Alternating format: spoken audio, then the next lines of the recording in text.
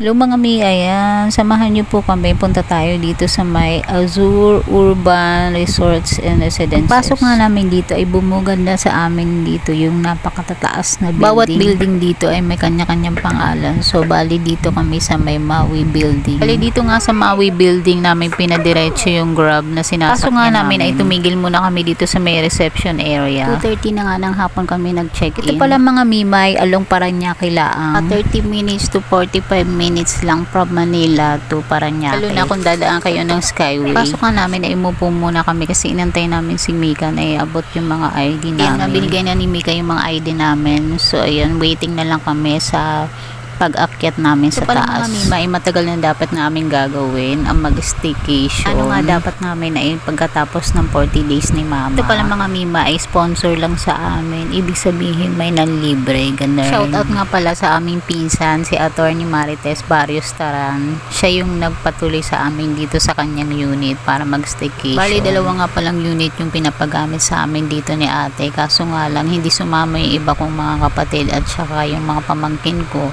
So, bali isang unit na lang yung gagamitin namin dito. Isang unit kasi 4 to 6 packs. So, 7 kami. Kaya, kasya na kami sa isang dito unit. Na nga kami sa elevator. Paakyat na kami nito na elevator. Sa 17th floor nga yun mga mima. And dito na nga kami sa loob ng elevator nito. Ayan, excited na nga ang lahat sa pag-staycation. Ayan nga mga mima, nakalabas na kami ng elevator nito. Papunta na kami sa room namin. Ayan, bigla nga kaming bumalik kasi nagkamali ng way. Hindi pala dun yung way. It's a prank pala. So, ito pala yung totoong way. Bali, dito kami. Siya na excited lang ang mga person. Ito na nga mga mima, totoo na to. Ito na yung room namin. Dito na nga kami sa room namin mga mima. So, malapit lang din to sa exit. So, in case of emergency, malapit lang din kami. Ko lang sa inyo mga mima, pagpasok nyo nga dito sa unit, ito yung living room. Ayan, bali 2 kwarto to mga mima. So, ayan yung malaking TV nila. Ito yung CR. Ayan, may wash area. May blower dito in case of pagkatapos mo maligo ay gusto mo i-blower yung buhok mo. Ayan yung salamin.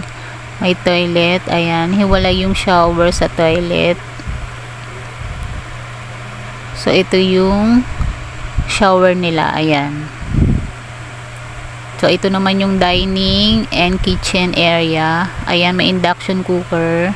Kompleto dito sa mga gamit na panluto. Pwede kang magluto dito except yung pagprito ng mga tuyo at saka yung pag-ihaw. Ayan. Ayan yung mga kubyertos nila. Kompletos dito sa paggamit sa pangluto. Ayan, may mga baso. May initan ng tubig. Ayan, tapos may rice cooker.